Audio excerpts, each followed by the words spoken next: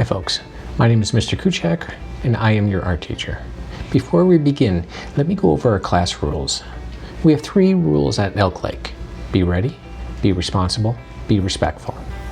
We are ready in the art room when we come in, sit in our assigned seats, and get quiet so that we can learn about art.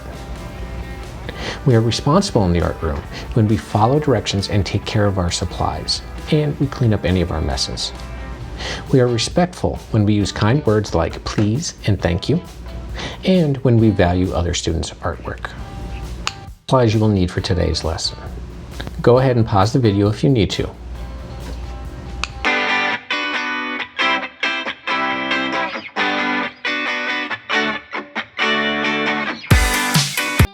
Hi folks, today we are going to be working on our kind of op art hand.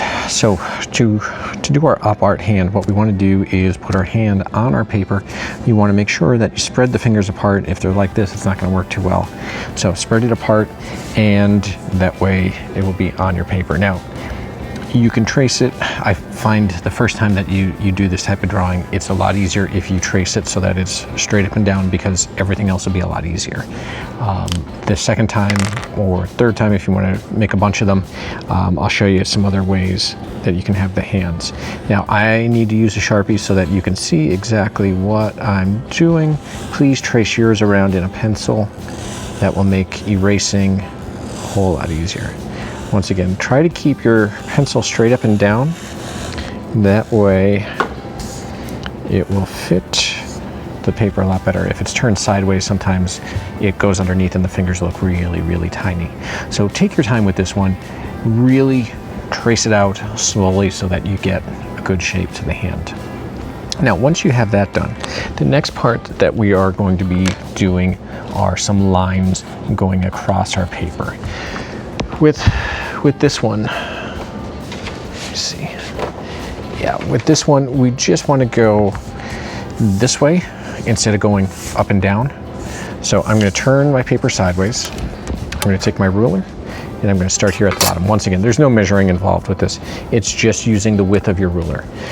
When you hit the hand, stop. So you don't want the ruler like hitting you.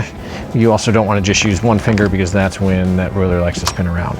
So slide it down to the bottom so it's nice and straight. Make sure you start off straight, because then everything else comes out nice and straight. Keep a couple fingers on the ruler, pull down towards you, and then slide up.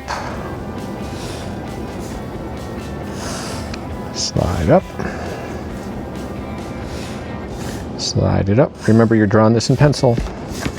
This way you can erase if you go across the hand. You don't have to restart. So go straight up. And when you start getting to where the fingers and stuff are, that's where it's going to be a little bit trickier. So take your time, especially when you start getting up this way, because there's a lot of little spaces here and there that you might have to do. And you don't want to cut through like the top of a finger. So then we just have a little bit more to do. Once we get that done, let's see.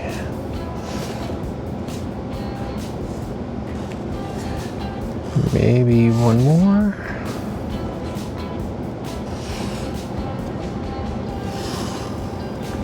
And now this last one, it would be such a tiny line up there, it's not worth tracing. So it's just easier if we keep it straight like that.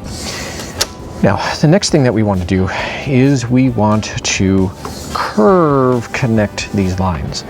There's a few things we don't want to do though, so let me show you a few of these. Number one, we don't want way too many curves where we just kind of start going up and we just make curves any which way, because that's not going to work.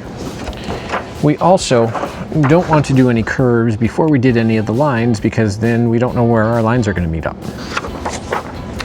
We also don't want to add some lines going down our hand. I know we did that with the heart, but we really don't need to do that yet. So it's a lot easier if we just do this, where we go through and we add the curves for our hand. So let's do that first.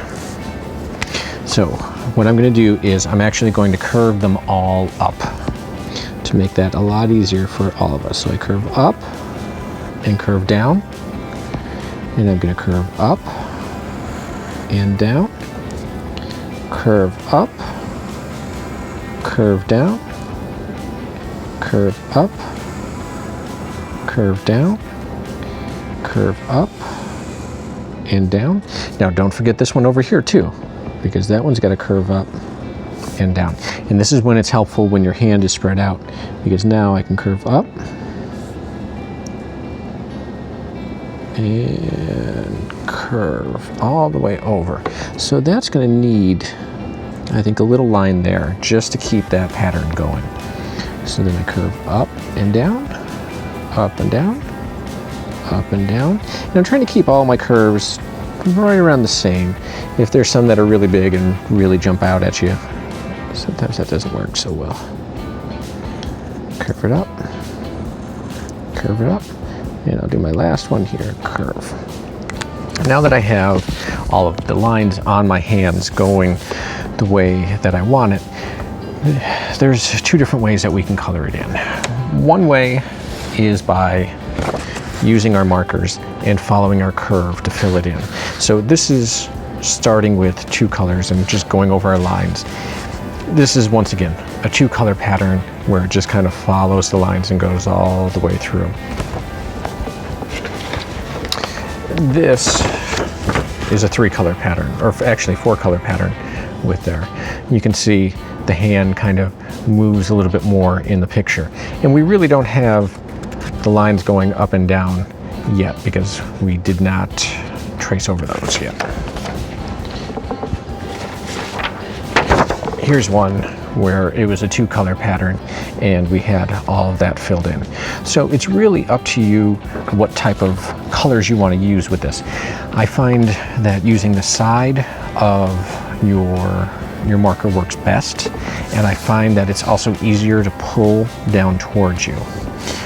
Now, for me, I'm going to do maybe let's see, definitely red and pink. And then I think I'm going to do blue, pink,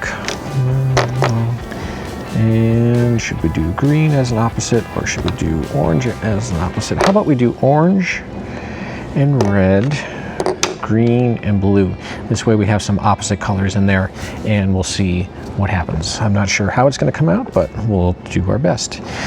So what I'm going to do next is show you how to get all of this kind of in a row. So this next part, what we want to do is take and put our markers in the order that we want to use them. I find that if I do that, then when I take a marker, I put it either to the back or to the front, it's a lot easier to keep my pattern going. Since I'm going to be pulling down towards me, I'm going to start here and I'm going to work my way down because there's a lot more curves here and the curves get bigger and it'll just be a lot easier to start off that way. So I'm going to take the lids off my markers, but I'm going to keep them in the order that I need them. This way they're not messed up. Now I think I'm going to swap the blue and the green, that way I don't have opposite colors next to each other. Actually, let's go back. We'll keep the opposite colors next to each other. So let's start with some red, or some yellow, orange, one of those colors. Let's start with orange. And I'm going to just use the side of the marker and I'm going to pull it right down towards me. Now watch what I do. Instead of putting it back in its spot, I put it back here. This way I really don't have to think about what color I used. I just go back to the one that's first. Now if I miss a little spot, that's when you got to come back in and go and get it. So that's filled in. We don't want white spots on the paper. So now with my green, I'm going to press it down, make sure I'm close enough. I'm going to come all the way down. And by starting here, because there's nothing there, if you make a mistake, you can always cut off what did not work. And I'm just going to keep going. So that is my pattern. So that's going to look pretty neat. So let's see how this develops. The trickiest part is going to be once you start getting to the fingers, because you want to follow the pattern. Now, That one I missed a whole bunch right there, so I go back in and fill it in. And then I take my next one and just keep going in. Whoops. Almost.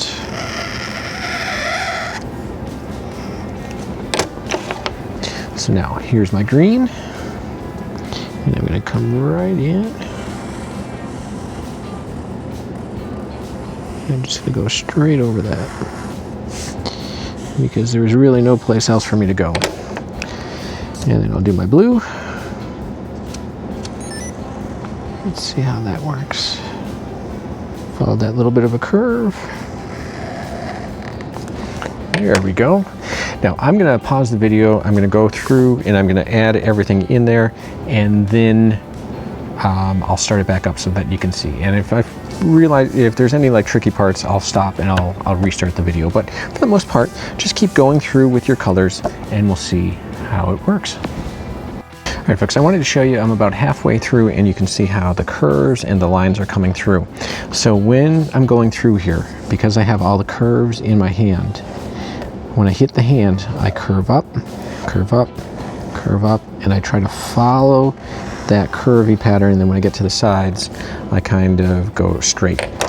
So when you're working, really pay attention to when you hit that hand, what are the curves doing? Do you have to curve up? And that way you can kind of keep following along. And what it does is the colors follow the contour. That's like the outer shape of your hand. And I'm going to get that filled in just a little bit there because I messed up there. And by following that contour, then it makes the colors actually decide where your hand is in the shape of your hand. So really pay attention to what you're doing so that you can get your hand in there. So go ahead, keep working on that, keep coming in, curving, going straight when you need to for the background. That way you can get your hand in there. Now, when I was looking at the other examples that I had, I think with this one, we're not going to Sharpie our lines, just because then your hand will really be kind of like hidden in the colors and people have to look for it. So we'll take a look at it at the end and we'll decide then if it's worth going around our lines with the Sharpie or whether it's not. So keep working. I'm going to pause it again and I'll show it to you once I'm all done. All right, folks, I'm almost done here. I have a few more to go. You can see sometimes your lines will get away from you. If that happens, it's not a big deal. All you have to do is just keep filling in the white spots. So I might have like one more spot here. Yep, one more to go. Now, what I would do, of course, is go back in and fill in any little white spots and stuff. But I can see with all of those lines, my eyes are really kind of jumping around to where everything is. So those were a really good color choice.